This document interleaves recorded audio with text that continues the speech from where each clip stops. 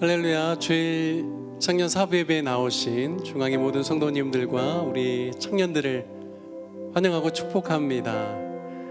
하나님께서 오늘 우리 사부예배 가운데 은혜를 주시고 또 하나님을 사모하는 마음으로 나아갈 때 우리의 심령 가운데 생수를 부어주실 줄 믿습니다. 요한복음 4장에 보면 예수님께서 유대인들이 통행하지 않으려고 하는 사마리아 성에 가서 수가성에서 한 여인을 만나 주십니다.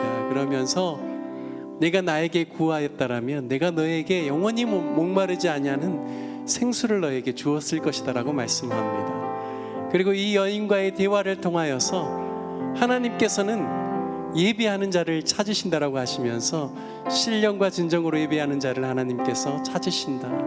바로 그 예배할 때가 왔나니 이때라라고 주님 말씀해 주셨습니다. 오늘 예배를 사모하는 마음으로 주님 앞에 나아갔으면 좋겠습니다. 주님, 저에게 갈급한 심령을 허락하여 주셔서 오늘 예배를 통하여서 주님을 경험하게 하여 주시고 내 영혼의 갈증이 해갈되어지는 귀한 은혜의 역사를 누릴 수 있도록 도와주시옵소서. 우리의 예배가 신령으로 성령을 의지하여서 드린 예배가 되게 하여 주시고 진정으로 진리로 하나님의 말씀을 사모함으로 드리는 예배가 될 수 있도록 주님, 우리 예배를 주장하여 주시고 성령께서 인도하여 주시라고 우리 이 시간 다 같이 우리의 갈급한 심령 가운데 주의 생명의 생수를 부어주시도록 함께 같이 기도하시고 은혜와 진리 가운데 성령과 진리를 의지하는 예배 가운데 나아갈 수 있게 달라고 우리 다 같이 주님의 이름 한번 부르시며 함께 기도하시겠습니다. 주여, 주님, 우리를 예배의 자리로 불러주시니 감사를 드립니다. 주님, 전심으로 주님만을 갈망하기를 원합니다. 주님, 오늘 주일 사부 청년 예배를 통하여서 주님, 우리의 심령 가운데 샘솟듯 부어주시는 주님의 생명의 강물을 경험하는 마시는 귀한 예배의 시간이 될 수 있도록 도와주시옵소서. 주님, 우리의 심령 가운데 있는 모든 갈급함이 아버지 하나님 해갈될 수 있도록 도와주시고 아버지 하나님 넉넉한 주님의 은혜 가운데 거하는 귀한 시간 될 수 있도록 인도하여 주시옵소서. 주님, 우리의 경험이나 아버지 하나님 우리 자신의 어떠함을 의지하여서 드리는 예배가 아니라 성령님의 인도하심을 구하며 드리는 예배가 되기를 원합니다. 영으로 드리는 예배가 되기를 원합니다. 뿐만 아니라 하나님의 말씀 진리를 사모함으로 진리로 예배 드리는 귀한 시간 되기를 원하오니 주님, 우리 예배 가운데 임하여 주시고 다스려 주시옵소서. 주님, 전심으로 주님을 갈망합니다. 주님의 은혜 가운데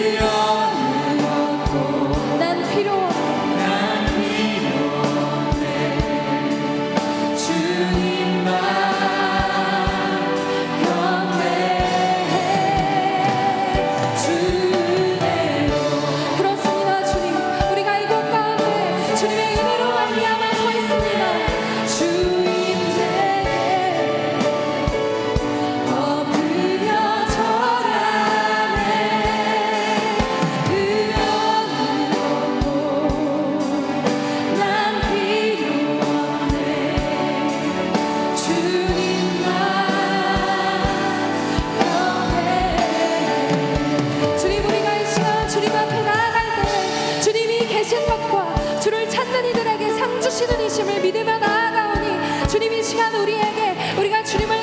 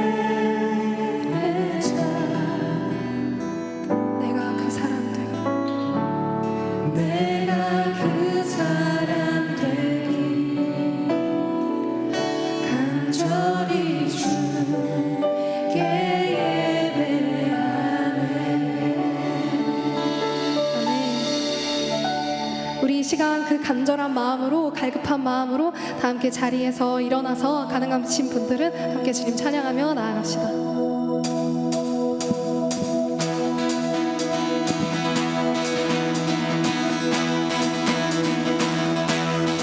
주를 찬양해 나의 만남에 찬양 가운데 임하시는 주 우리 만나에 주를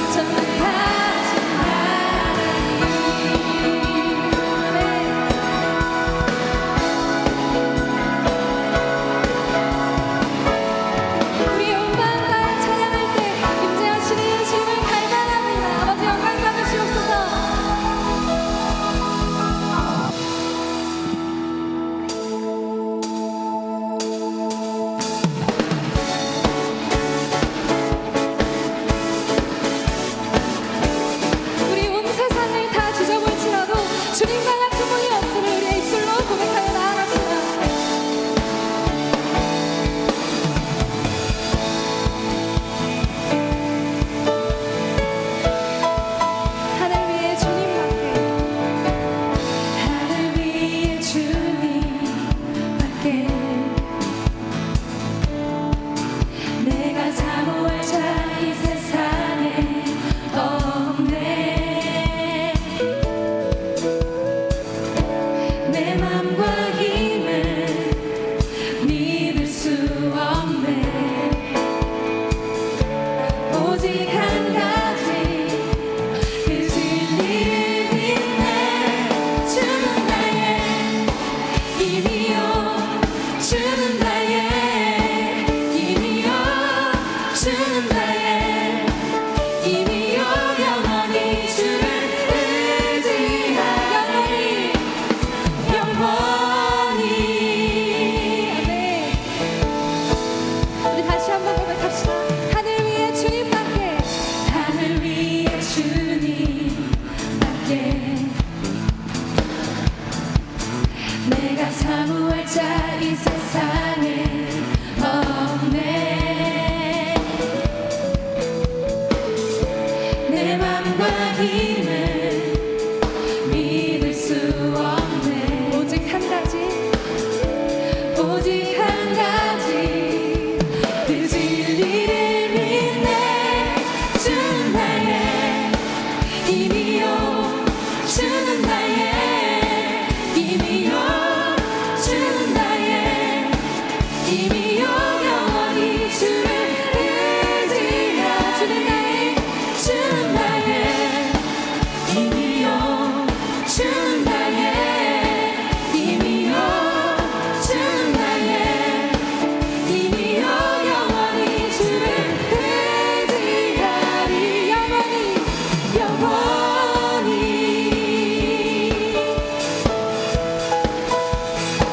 내 마음과 힘을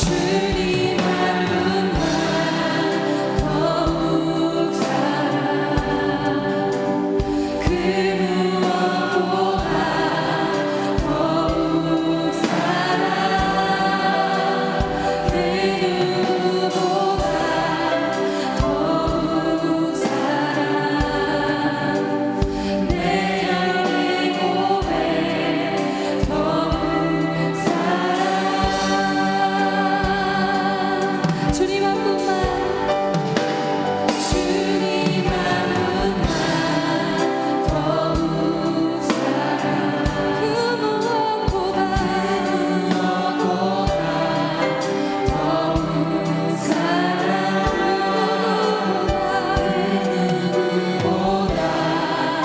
더욱 사랑 우리의 영의 고백입니다. 내 영의 고백 더욱 사랑 우리 목소리 높여서 나 사는 동안 나 사는 동안 더욱 사랑 숨질 때에도 숨질 때에도 더욱 사랑 저 천국에서 저 천국에서 더욱 사랑 신부의 고백 친구의 고백 더욱 나 사는 동안 나 사는 동안 더욱 사랑 우리가 숨질 때에도 숨질 때에도 더욱 사랑 저 천국에서 저 천국에서 더욱 사랑 친구의 고백 더욱 사랑 주님 그렇습니다. 그것이 바로 신부된 우리의 신랑 되신 주님을 향한 고백입니다. 우리가 사는 동안 주님을 더욱 사랑하는 것, 우리가 숨지는 그날까지 주님을 더욱 사랑하는 것뿐만 아니라 우리가 저 천국에 가서도 영원히 왕 되신 주님을 찬양하며 주님을 더욱 사랑하는 것, 그것이 우리의 삶의 고백이 되게 하시고 그것이 우리의 영의 고백이 되게 하시옵소서. 주님, 우리의 영에 있는 그 깊은 갈망, 주님을 더욱 알아가는 것, 주님만을 사랑하는 것, 주님만으로 만족하는 그것이 우리가 이 땅을 살아가는 동안에 우리 가운데 이루어질 수 있게 인도하시옵소서. 우리 시간 함께 주님 앞에 우리의 사랑을 올려드리며 우리의 삶을 올려드리며 함께 기도하며 고백하며 나아갑시다. 하나님, 우리가 사는 평생 동안에 주님만을 더욱 사랑하기 원합니다. 아버지 하나님, 한 분만을 더욱 사랑하기 원합니다. 그것이 바로 우리의 영의 고백입니다. 그것이 바로 우리의 삶의 고백입니다.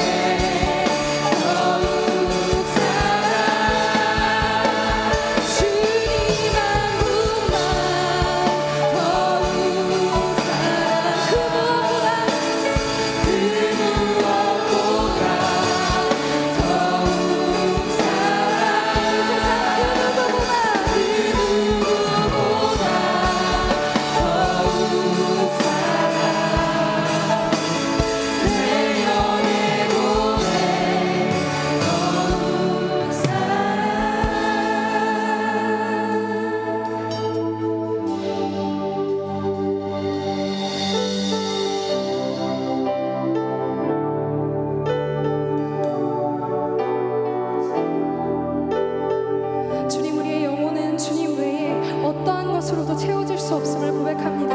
우리가 이 시간 함께 이 찬양을 고백하며 나아갈 때에 주님만이 우리의 영혼을 만족해 하신다는 그것이 우리의 진심이 되게 하시고 우리의 삶의 고백이 되게 하여 주시옵소서.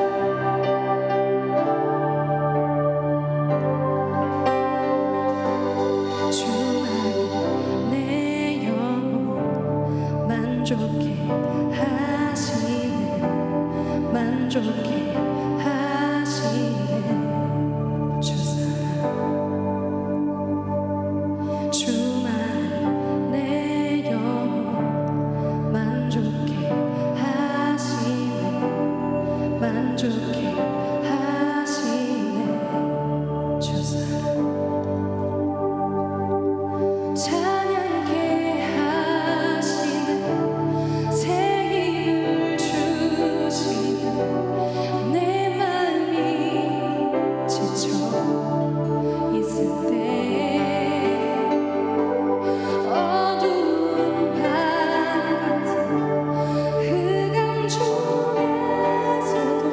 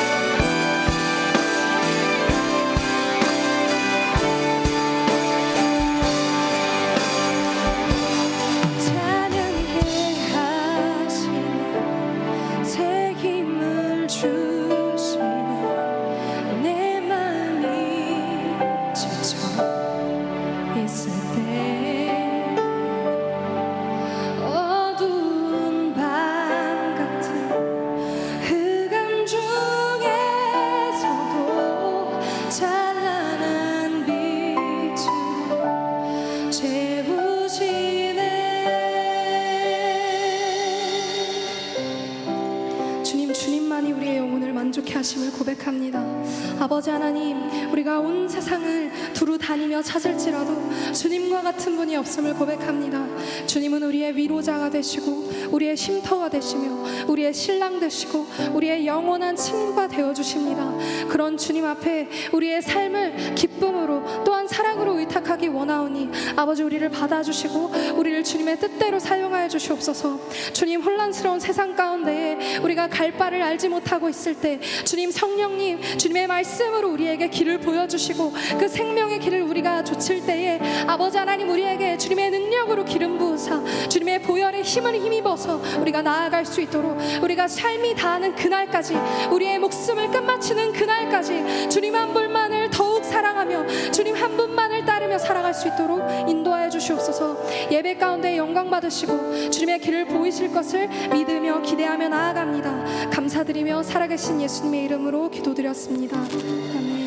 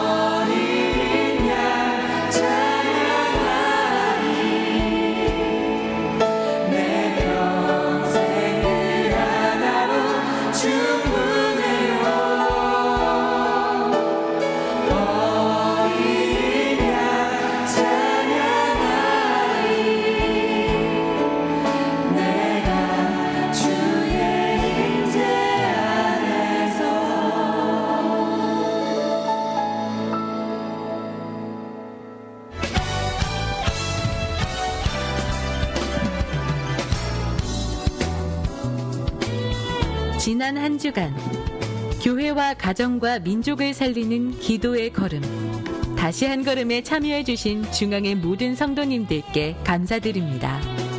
이번 한 주도 우리의 기도에 신실하게 응답해 주시는 주님의 은혜를 경험하는 우리 모두가 되길 간절히 원합니다. 바쁘게 사느라 서로에게 소홀했던 그동안의 시간들을 뒤로하고 이제는 소중한 우리 가족에게 위로와 격려 그리고 사랑으로 한 걸음 다가가 보세요.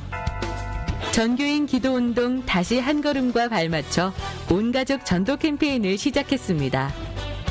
가족전도 캠페인 부스에 오셔서 가족전도 신청서 작성하고 여러 콘텐츠와 패키지 선물도 받아가세요.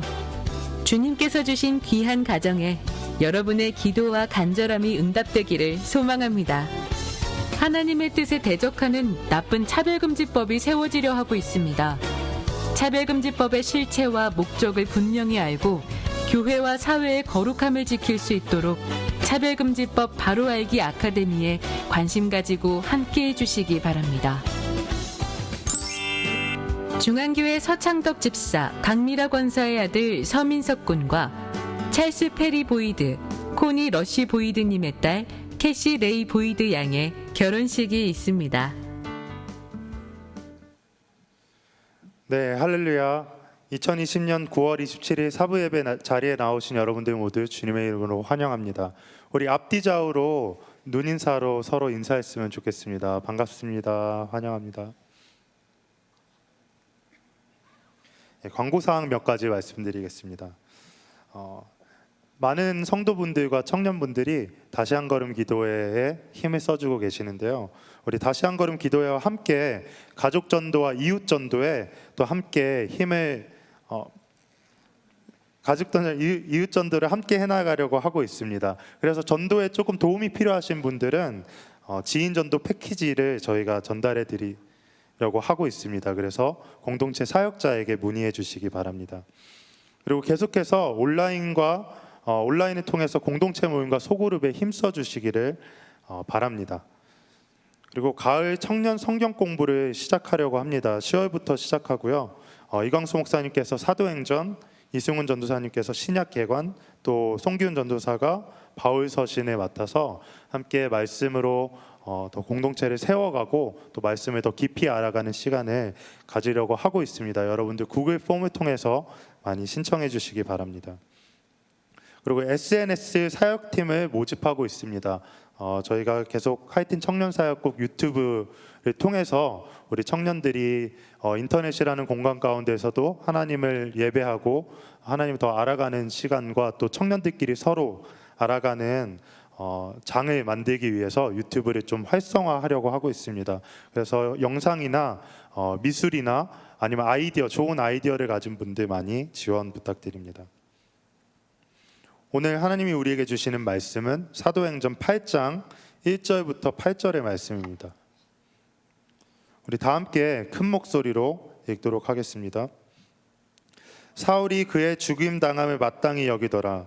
그날에 예루살렘에 있는 교회에 큰 핍박이 나서 사도 외에는 다 유대와 사마리아 모든 땅으로 흩어지니라. 경건한 사람들이 스데반을 장사하고 위하여 크게 울더라.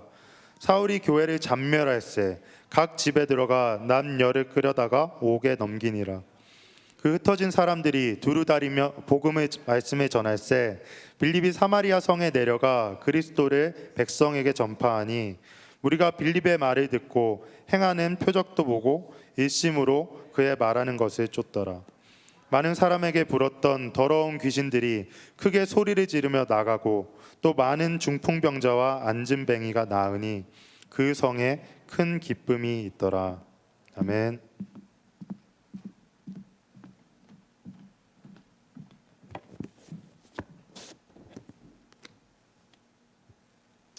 할렐루야. 네, 반갑습니다.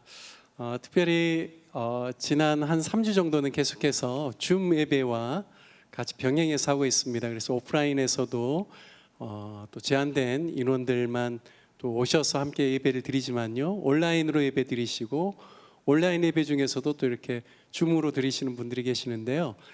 약간 여기서 하는 이야기가 줌에서는 조금 시간 차이가 있습니다. 하지만 함께 또 인사 나누면 좋겠는데요. 앞에 스크린에 있는 우리 형제 자매님들도 손 흔들어 주시고 우리 여기 계신 분들도 다 인사 나눴으면 좋겠습니다.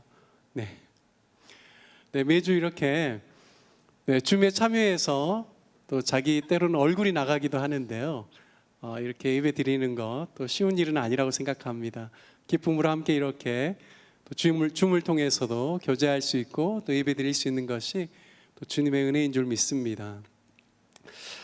계속해서 제가 지난 몇 주 동안 공동체에 대한 주제를 가지고 함께 말씀을 나눴습니다. 지난주는 특별히 기도 공동체, 기도에 대한 기도의 초소를 찾아서라는 제목으로 이렇게 말씀을 나누면서 얼마나 우리가 신앙생활하는데 그리고 교회 공동체 성령의 역사가 있기 위해서 가장 필수적으로 기반이 되어야 되는 것이 기도인지에 대해서 함께 나누었습니다.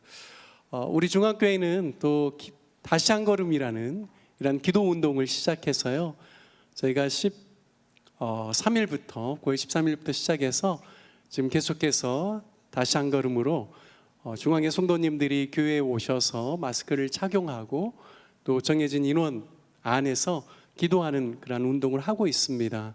하나님께서 너무나 기뻐하시고 또 이 시기에 또 한국 교회를 새롭게 하고 또 한국 사회 안에 또 하나님께서 새 일을 행하실 수 있도록 우리가 또 하나님께 간절히 부르짖는 이 기도가 바로 주님께서 우리 가운데 주신 축복의 선물인 줄 믿습니다. 그래서 우리 많은 청년들도요, 계속해서 기도의 자리 가운데 함께 참여하시길 바랍니다. 오늘은 이제 공동체에 대한 마지막 내용으로요. 오늘은 큰 기쁨의 좋은 소식이라는 제목으로 함께 우리 교회 공동체의 사명, 우리가 어디에 목표를 두고 교회가 함께 힘을 모아야 되는지에 대해서 여러분과 함께 말씀을 나누려고 합니다. 여러분, 크리스찬으로서 가장 큰 부담이 있는데요. 그것은 무엇이냐면 전도입니다. 여러분은 전도에 대해서 어떻게 생각하십니까? 전도를 해야 된다라는 말에 대해서는 많이들 공감하시지만 실질적으로 전도를 얼마나 했는가라고 질문할 때 선뜻 나는 열심히 전도하는 삶을 살고 있습니다, 이렇게 대답하기가 쉽지 않을 때가 있습니다. 전도를 많이 들었고 강조도 많이 받았지만 우리가 정말 전도에 대해서 잘 알고 있는가를 또 한번 생각해 볼 필요가 있는 것 같습니다. 여러분은 전도가 무엇이라고 생각합니까? 여러분은 전도에 대해서 어떻게 정의를 내리고 싶습니까? 한번 생각해 보았습니다. 전도가 무엇일까? 전도는 복음을 전하는 것이다라고 이렇게 정의를 내릴 수 있을 것 같아요. 또 어떤 분들은 전도란 영혼을 사랑하는 최고의 방법, 최상의 방법이다라고 이렇게 정의를 내리는 분들도 있을 것 같습니다. 또한 어떤 분들은요, 전도는 예수님의 지상 명령입니다. 우리가 해야 되고 말아야 되고 선택할 수 있는 그런 여지가 없이 크리스찬이라면 누구나 전도는 주님께 위임받은 명령요 사명입니다. 이렇게 정의 내릴 수도 있을 것 같아요. 또 어떤 분들은 전도는 하나님의 나라, 하나님의 통치를 확장시키는 좋은 방법입니다 라고도 이야기할 수 있을 것 같습니다. 여러 가지 전도의 정의가 있지만 저에게 전도란 무엇이라고 생각하십니까? 라고 물어본다면 저는 여러분들에게 그렇게 말씀드릴 수 있을 것 같습니다. 전도는 영혼을 사랑하는 최고의 방법입니다 라고 말씀드리고 싶습니다. 왜냐하면 제가 하나님의 사랑을 경험하고 깨닫지 못했을 때는 전도는 늘 부담이었고 전도는 해야 된다라는 걸 알지만 전도하는 것 자체가 두려움이었습니다. 그런데요, 제가 하나님을 인격적으로 만나고 하나님의 사랑을 깨닫고 난 다음에 내가 사람들과의 만남 가운데서 내가 이들에게 줄 수 있는 최선의 선물이 무엇일까? 최고의 선물이 무엇일까? 이들을 도와줄 수 있는 최고가 무엇일까를 생각했을 때 그것은 전도밖에 없다라는 생각들을 하게 되었습니다. 생명의 복음, 나를 살리는 복음, 나를 새롭게 하는 이 복음의 말씀, 예수 그리스도를 전하는 것 외에는 줄 수 있는 최고의 선물이 없다라는 생각들을 하게 되었습니다. 여러분, 디모데전서 2장 4절 말씀에 보면요, 하나님이 원하시는 것이 무엇인지를 바울은 디모데에게 이와 같이 말씀합니다. 하나님은 모든 사람이 구원을 받으며 진리를 아는 데 이르기를 원하신다라고 말씀합니다. 하나님의 마음은요, 모든 사람들이 구원을 받게 되고 진리를 아는 것을 원한다라고 말씀합니다. 이것이 하나님의 마음입니다. 어느 누구도 영원한 생명, 하나님의 나라, 하나님의 통치에서 벗어나기를 원치 아니하시고 모든 사람이 복음의 말씀을 듣고 구원을 얻고 하나님을 아는 것을 하나님은 원하신다라고 말씀하고 있습니다. 여러분, 우리가 구원받고 하나님의 진리를 알 때만 영생을 얻을 뿐만 아니라 영생을 이 땅 가운데서도 누릴 수 있음을 믿습니다. 여러분, 복음 외에 우리의 삶 가운데 참 만족과 참 기쁨과 참다운 생명력을 줄 수 있는 것이 없다라는 사실입니다. 여러분, 많은 사람들이 왜 그렇게 복음에 대해서 절실하게 느끼지 않을까를 생각해 보게 됩니다. 이유는 한 가지인 것 같습니다. 내가 영원히 건강하게 평안을 누리면서 살 수 있을 것 같은 그러한 마음이 들기 때문입니다. 하지만 죽음이 임박해 있다라고 생각할 때 나의 인생의 사는 날이 얼마 남지 않았다라는 생각들을 하기 시작할 때 여러분, 정말 전도는 시급합니다. 구원과 영생은 너무나 시급하게 다가올 것입니다. 하지만 우리 안에 바로 나는 영원히 살 것 같은 착각 가운데 살고 있기 때문에 죽음과 사망이 나에게 일어나지 않을 것 같은 착각 속에 살기 때문에 그 복음의 시급성을 느끼지 못할 뿐입니다. 여러분, 히브리서 9장 27절 말씀에 한 번 죽는 것은 사람에게 정하신 것이요 그 후에는 심판이 있으리라고 말씀합니다. 여러분, 모든 인간들에게 하나님께서 정해놓으신 것이 있는데 어떤 사람도 다 죽는다라는 것입니다. 반드시 사망이 찾아온다라는 사실입니다. 여러분, 그 사망 가운데서 하나님께서 우리를 심판하실 것입니다. 여러분, 그런데 많은 사람들은요, 사망에 대해서 가까이 느끼지 못할 뿐만 아니라 그냥 단순히 내 육체가 숨이 멎어지면 끝난다라고 생각하기 때문에 여러분, 인생 가운데 깊이 생각하거나 또 하나님에 대해서 골몰하지 않는 것 같습니다. 여러분, 성경에서 우리 가운데 가르쳐 주시는 것은 단순히 우리의 육체의 숨만 끊어지는 그러한 육체의 사망만이 있는 것이 아니라 영적인 사망이 있음을 말씀하고 있습니다.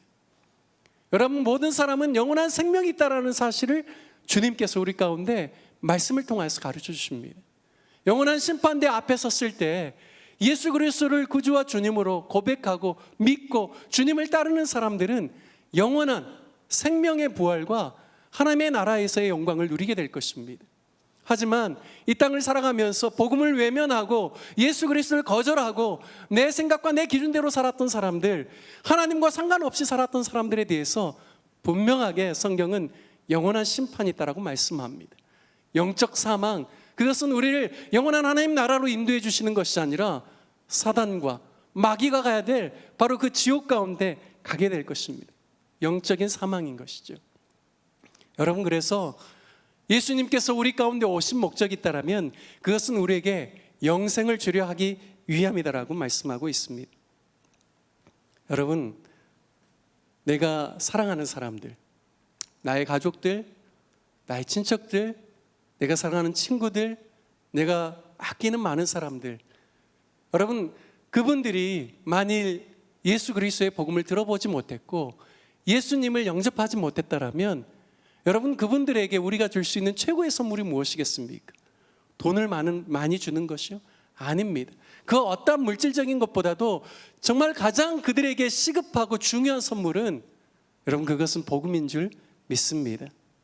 여러분, 영원한 생명, 하나님의 나라, 하나님의 통치 안에 들어가는 것 외에 여러분, 이 땅에서 살아갈 때 자랑할 만한 다른 것이 없음을 믿습니다. 여러분, 영적인 안목이 어두워져 있기 때문에 정말 하나님이 주시는 그 복음에 대해서 받아들이지 못하는 것을 보게 됩니다. 사랑하는 중앙의 성도 여러분, 그리고 청년 여러분, 여러분 정말 영혼을 사랑하고 누군가를 사랑한다라면 여러분, 그분에게 주어야 될 것은, 그분에게 줄 수 있는 최고의 선물은 예수 그리스도이심을 믿으시기 바랍니다. 세상의 부귀 영화 좋은 것 다 가지고 누렸다고 할지라도 예수 그리스도 없으면 가장 불쌍한 인생이요 가장 비참하고 처절한 인생이다라는 사실을 깨달으시기 바랍니다. 하지만 내가 인간적으로 볼 때는 아무리 못났고 아무리 부족해 보인다라고 할지라도 내가 예수 그리스도를 소유하고 예수 그리스도와 동행하는 삶, 그분이 우리에게 주시는 영생의 그 생명력을 이 땅에서도 누리는 삶을 살아간다면 외적으로 보기에는 내가 가장 부족해 보이고 모자라 보인다라고 할지라도 우리가 세상에서 가장 행복하고 또 가장 귀한 것을 소유하고 있는 사람인 것을 여러분 믿으시기 바랍니다. 여러분, 주님께서는 우리에게 명령을 주셨습니다. 가장 중요한 두 가지 명령을 주셨죠. 첫 번째는요, The Great Commandment라는 위대한 계명입니다. 주님께서 친히 한 율법사의 질문에 대해서 주님이 답해 주실 때 너는 마음을 다하고 목숨을 다하고 뜻을 다하고 힘을 다하여 주 너의 하나님을 사랑하라 하신 것이죠. 둘째는 이것이니 내 이웃을 내 몸과 같이 사랑하는 것이라. 이에서 더 큰 계명이 없다라고 말씀합니다. 주님의 가장 중요한 두 가지 명령 중에 첫 번째를 이야기한다면 사랑입니다. 하나님을 사랑하는 것과 내 이웃을 내 몸과 같이 사랑하는 것이다라고 말씀합니다. 이것은 해도 되고 안 해도 되는 것이 아니라 주님의 명령입니다. 하나님을 사랑하는 것, 이웃을 내 몸과 같이 사랑하는 것은 우리가 이 땅을 살아가면서 반드시 지켜나가야 되고 지키려고 노력해야 되는 것임을 믿습니다. 여러분, 그런데요, 똑같은 무게감으로 또 우리에게 위대한 명령을 주셨습니다. The Great Commitment라고 하는데요, 이것은 지상 대위임 명령이라고도 부릅니다. 지극히 큰 위임 명령이라는 뜻입니다. 마태복음 28장 18절부터 20절 말씀에 보면요, 예수께서 나와 일러 가라사대 하늘과 땅의 모든 권세를 내게 주셨으니 그러므로 너희는 가서 모든 족속으로 제자를 삼아 아버지와 아들과 성령의 이름으로 침례를 주고 내가 너희에게 분부한 모든 것을 가르쳐 지키게 하라. 볼지어다 세상 끝날까지 내가 너희와 항상 함께 있으리라 하시니라 라고 말씀하셨습니다. 여러분, 이것이 주님께서 우리 가운데 주시는 명령입니다. 주님께서는 가서 모든 족속으로 제자를 삼으라라고 말씀하십니다. 여러분, 문장이 긴 것처럼 보이지만 여기에 본동사는 제자를 삼으라라는 것입니다.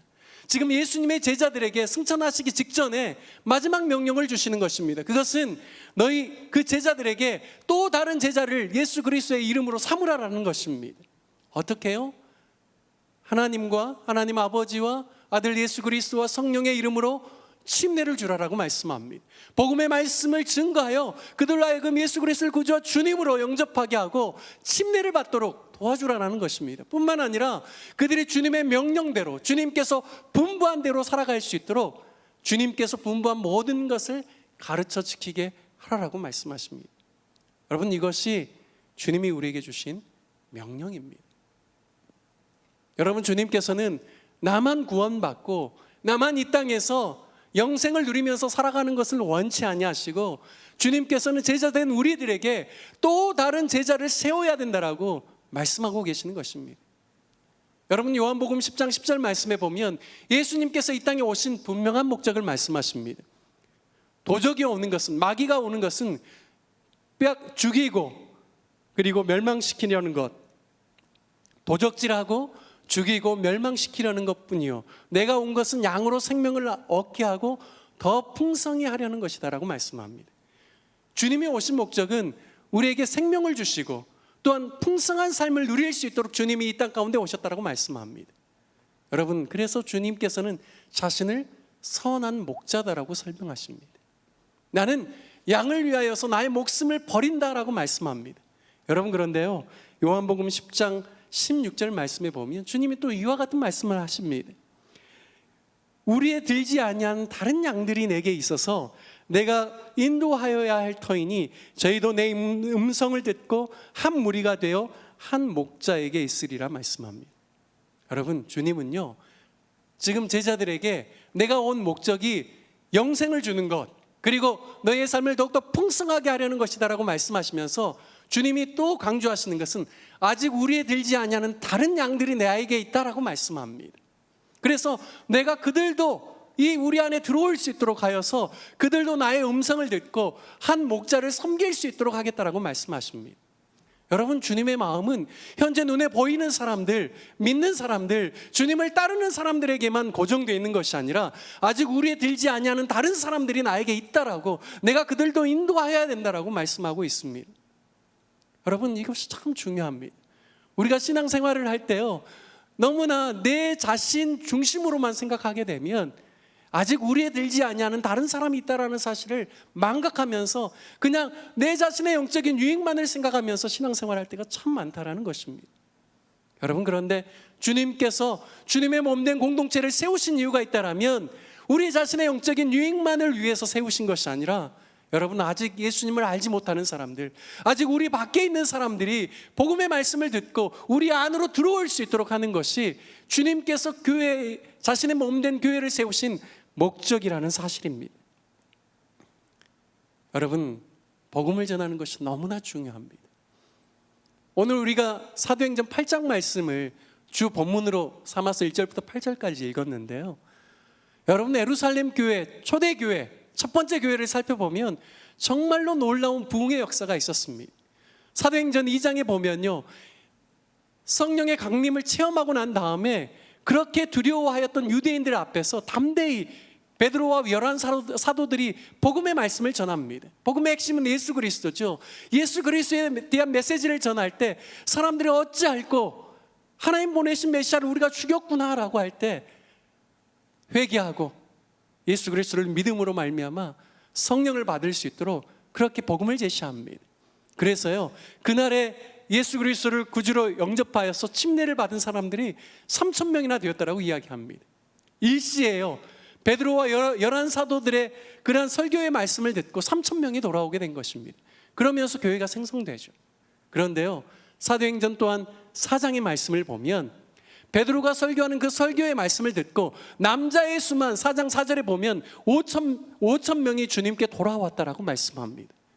여러분, 짧은 시간에 예루살렘 교회가 폭발적으로 성장하는 것입니다. 많은 사람들이 복음의 말씀 앞에 회개하고 주님 앞에 돌아오는 것입니다. 여러분, 그러한 일만 있었던 것은 아닙니다. 여러분, 초대교회 공동체가요, 정말로 주님의 그 말씀의 가르침을 사도들을 통하여서 받았습니다. 뿐만 아니라 아름다운 교제들이 일어납니다. 주의 만찬에 함께 참여하기 시작합니다. 저녁 기도에 힘쓰기 시작합니다.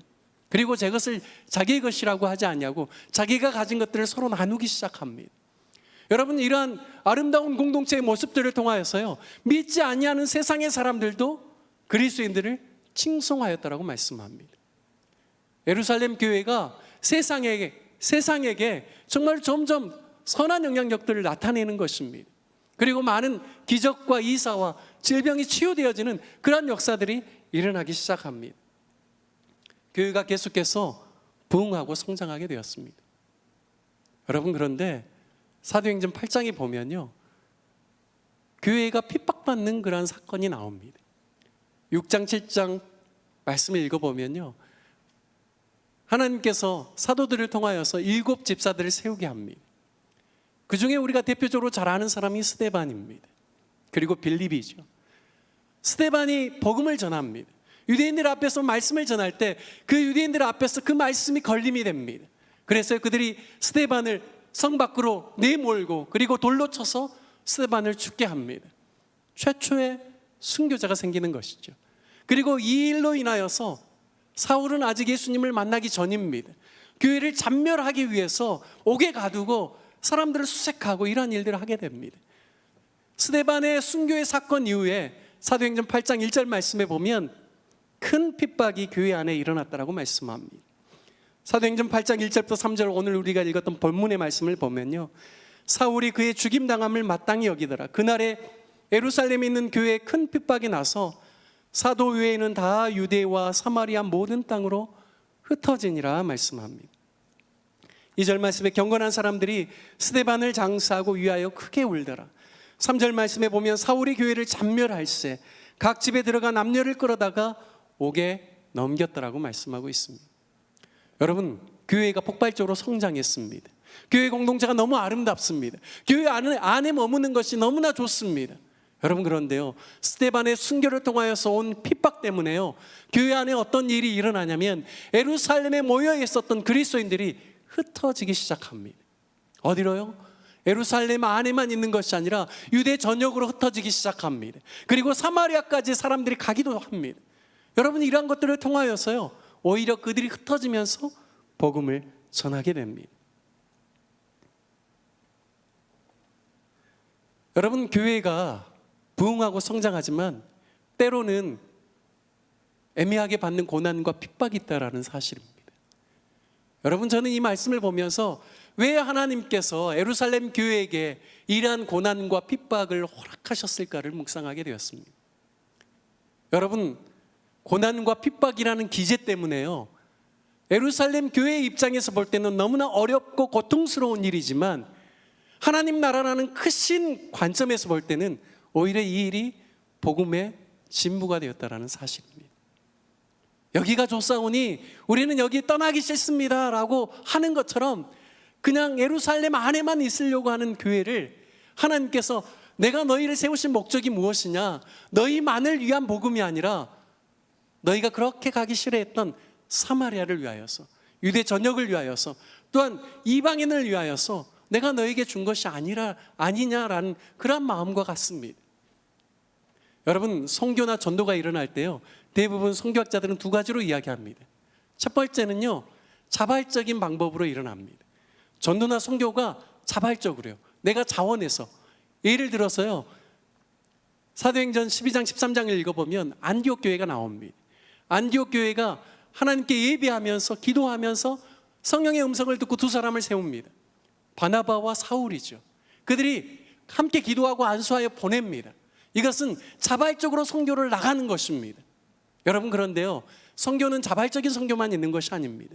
비자발적인 선교도 있습니다. 예를 들어서 오늘과 같은 상황입니다. 지금 예루살렘 교회는 사마리아로 갈 생각도 하고 있지 않습니다. 여러분, 북이스라엘과 남유다의 그 역사 안에서의 그 여러 가지 서로 간의 반목이 있기 때문에 유대 사람들이 유대에서 갈릴리로 넘어갈 때 여러분 사마리아를 통과해서 가지 않습니다. 우회해서 가는 것이죠. 사마리아 사람들에 대해서 상종하지 않습니다.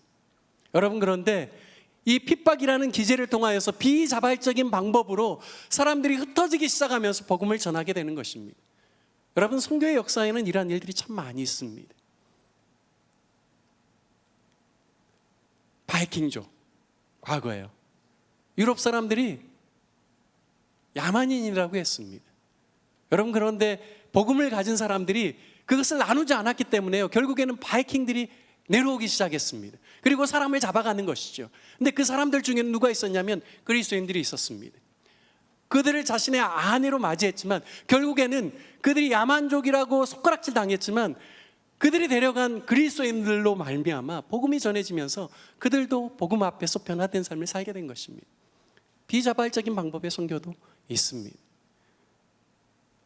여러분, 그런데 고통스럽죠. 내가 원치 않은 상황에서 고난과 핍박과 역경 속에서 무엇인가 새로운 환경에 들어간다는 것은 쉽지 않은 일입니다. 하지만 그럼에도 불구하고 하나님께서는 고난이나 핍박이나 여러 가지 어려운 상황 가운데서도 우리가 놓치지 말아야 될 한 가지를 분명하게 강조하고 있습니다. 그것은 어떠한 상황과 순간 속에서도 복음을 전하는 일에 대해서는 우리가 물러섬이 없기를 원하신다라는 사실입니다. 여러분, 처음에는요, 예루살렘 교회가 시작될 때는 거의 대부분 유대인들이었습니다. 그래서요, 그들은 사마리아의 사람들에게 복음을 전하는 것에 대해서 그렇게 원치 않았던 것 같습니다. 여러분, 예수님께서 제자들과 함께 거하실 때도요, 의도적으로 예수님께서는 유대에서 사마리아로 갈 때 수가성이라는 여인을 만나서 복음을 전하면서 사마리아 성 안에도 휘어져 추수할 때가 됐다라고 주님께서는 이미 오래전에 선포하셨습니다. 사도행전 1장 8절 말씀에 보면 오직 성령이 너희에게 임하시면 너희가 권능을 받고 예루살렘과 온 유대와 사마리아와 땅끝까지 이르러 내 증인이 될 것이다 라고 말씀하셨습니다. 여러분, 공동체가 반드시 수행해야 될 두 가지 명령에 대해서 나누었습니다. 첫 번째는 무엇이라고요? 사랑하는 것입니다. 하나님을 사랑하는 것과 내 이웃을 내 몸과 같이 사랑하는 것입니다. 두 번째는요, 모든 족속에게 복음을 전하는 것이라고 말씀드렸습니다. 여러분, 그런데 이 이웃에 대해서 내 이웃을 내 몸과 같이 사랑하라고 할 때 유대인들이 가지고 있는 이웃에 대한 개념은 너무나 분명했습니다. 그것은 자기의 민족 안에 있는 사람들입니다. 나와 친분이 있는 사람들에 대해서 이웃이라고 생각했습니다. 여러분, 그런데요, 예수님께서는 그들이 가지고 있었던 유대적인 그 사람, 유대인들의 사람의 그 이웃의 개념을 깨뜨리기를 원하셨습니다. 여러분, 주님께서 한 비유를 통하여서 이웃에 대해서 가르친 말씀을 아시죠? 강도 만난 사람이 있었습니다. 거의 다 죽게 되었는데요, 그 앞으로 누가 지나갑니까? 제사장이 지나가고요, 레위인이 지나가고요, 사마리아 사람이 지나갑니다. 그런데요, 제사장이나 레위인은 그냥 지나쳐 갑니다. 그런데요, 사마리아 사람만 거반 죽게 된 그 사람에게 치료 받을 수 있도록 모든 도움을 다 줍니다. 주님께서 물어보시죠. 이웃이 누구라고 생각하느냐라고 물어보셨습니다. 어떻게 대답합니까? 그 도움을 준 사마리아 사람이다라고 이야기합니다.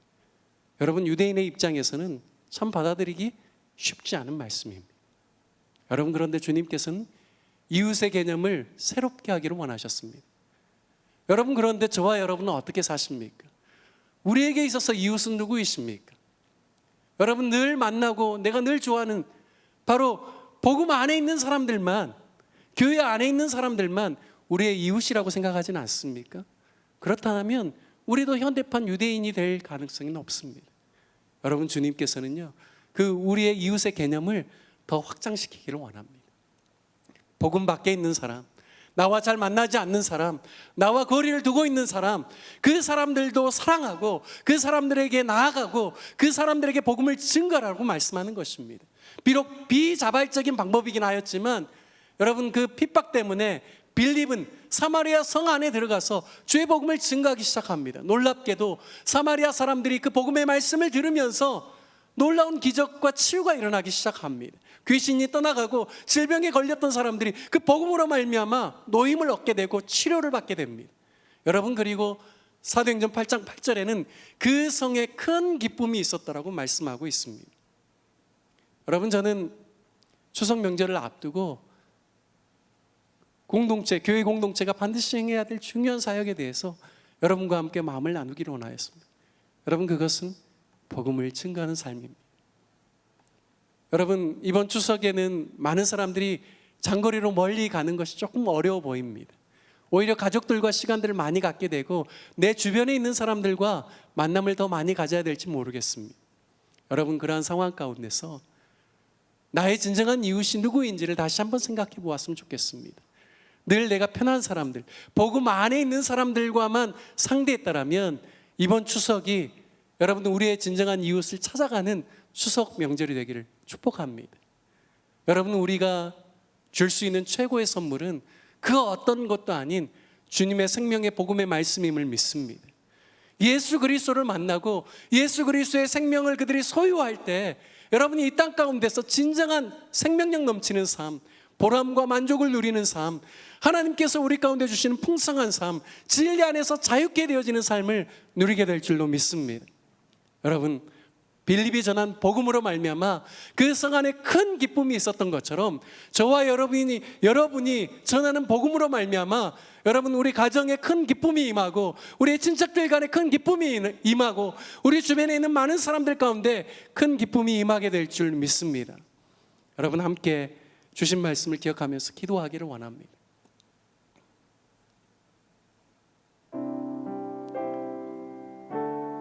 여러분 건강한 공동체, 주님이 기뻐하시는 몸된 공동체는 늘 영혼을 소중히 여기고 영혼을 사랑하고 예수님 믿지 않은 사람들을 계속해서 초청하고 주님께 인도하고자 하나님 주신 명령 앞에 늘 순종하는 공동체임을 믿습니다. 새로운 사람들에 대한 관심이 사라지기 시작하고 영혼에 대한 가치와 소중함을 잃어버리기 시작할 때 여러분 교회는 생명력을 잃어버리게 될 것입니다. 하지만 주님께서 우리 가운데 주신 명령 앞에 우리가 순종하면서 사랑하면서 복음을 전하면서 때를 얻든지 못 얻든지 어떠한 상황과 환경 속에서도 때로는 핍박과 고난 속에서도 생명의 복음을 전하고자 할 때 교회는 살아나게 될 줄 믿습니다. 교회는 하나님의 나라가 더 왕성하게 확장될 줄로 믿습니다.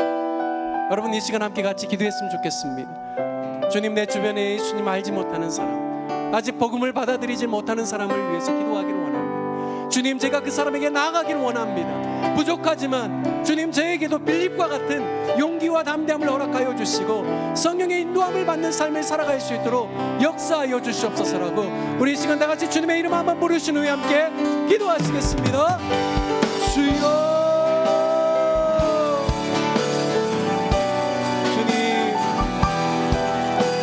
우리가 주님의 몸된 공동체로 교회로서 주님 우리 가운데 맡겨주신 사명을 감당하기를 원합니다. 주님의 명령 앞에 순종하기를 원합니다. 아버지 하나님 하나님을 사랑하고 내 이웃을 내 몸과 같이 사랑하기를 원합니다. 힘을 다하고 목숨을 다하고 마음을 다하고 뜻을 다하여 주님을 사랑하기를 원합니다. 뿐만 아니라 내 이웃을 내 몸처럼 사랑하기를 원하오니 하나님 아버지 내가 만나고 내가 함께 있고 내가 즐거워하는 사람들과의 모임 안에만 머물지 않게 하여 주시고 아버지 하나님 내가 잘 알지 못하는 사람들 주님 내가 나아가려고 하지 않았던 사람들에게 우리의 마음을 열고 주님의 말씀을 의지하여 성령을 의지하여 나아갈 수 있는 저희들 되게 하여 주시옵소서. 주님 우리에게 영적인 사마리아가 어디입니까? 주님 우리가 찾아가야 되고 우리가 영역을 넘어서서 우리 예수 그리스도처럼 주님 우리도 넘어서야 될 영역이 어디입니까? 아버지 하나님 우리 사마리아를 향해 나갈 수 있도록 도와주시고 생명의 복음을 증거할 수 있도록 도와주시고 아버지 하나님 주님의 마음으로 사랑할 수 있는 저희들 될 수 있도록 인도하여 주시옵소서. 주님 그래서 아버지 하나님 그 기쁨의 소식 복음을 통하여서 아버지 하나님 참 생명을 얻게 하여 주시고 영생을 얻게 하여 주시고 최고의 선물이 예수 그리스도를 소유할 수 있는 하나님의 거룩한 역사가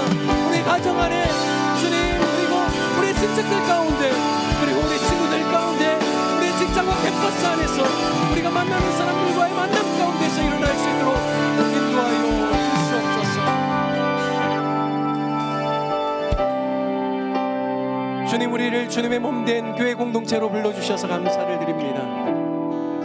주님, 우리에게 주신 위대한 계명과 위대한 명령을 우리가 순종할 수 있도록 도와주시옵소서. 주님, 우리의 영적인 사마리아, 우리가 찾아가야 될 아버지 하나님 그 영혼이 누구인지를 오늘 말씀을 통하여서 깨닫게 하여 주시고, 주님, 담대히 주의 복음을 증거하는 저희들 될 수 있도록 인도하여 주시옵소서. 어떠한 상황과 환경 속에서도 복음 전하는 일 가운데 힘을 기울일 수 있도록 도와주시고, 주님, 우리가 하나님을 사랑하는 것처럼 우리 이웃을 내 몸과 같이 사랑할 수 있는 저희들 될 수 있도록 인도하여 주옵소서. 이제는 우리 주 예수 그리스도의 은혜와 하나님 아버지의 무한하신 사랑하심과 성령의 교통 역사하시고 충만케 하여 주심이 늘 주의 복음을 증거하는 삶을 살아 많은 사람들에게 큰 기쁨의 좋은 소식을 전함으로 늘 기쁨을 나누어주고 영생을 나누어주기를 소원하는 중앙의 모든 청년들과 저들의 가정과 캠퍼스와 직장 위에, 그리고 중앙의 모든 성도들 머리 위에와 또한 삶의 모든 영역 가운데 주님의 몸된 교회 중앙교회와 또한 조국 대한민국 위에 이제로부터 영원토록 함께 하시기를 간절히 축원하옵나이다. 아멘.